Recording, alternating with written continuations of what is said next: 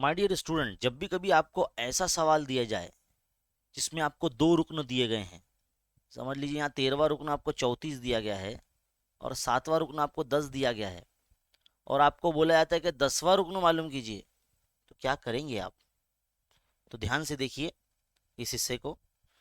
जब भी कभी आपको ऐसा अगर कुछ दे दिया जाए तो आपको क्या करना होगा? जो जो दो रुकन आपको जो दिए गए हैं, तो देखो आपको करना क्या है। 10वां रुकन मालूम करना है। दोनों रुकनों को के जो आदाद है उनको जमा कर दो और 2 से तकसीम कर दो। तो 13वां रुकन कितना है? 34। 7वां रुकन कितना है? 10। 2 से तकसीम कर दो, कितना हो गया?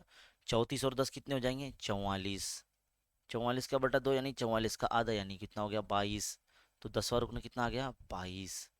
तो 10वां रुकन आपका आ जाएगा 22। तो जब भी कभी आपको ऐसा सवाल दे दिया जाए, दो रुकन आपको दे दिए जाए और कोई एक अलग रुकन आपको मालूम करने के लिए बोल दिया जाए, तो आपको क्या करना होगा? उन दोनों दिए गए रुकनों को जमा करना होगा उनके, और उनको 2 से तकसीम करना होगा। तो आपको जो अदद मिलेगा वो उस रुकन का अदद होगा। समझ में आ गया? इस तरह से आपको करना है।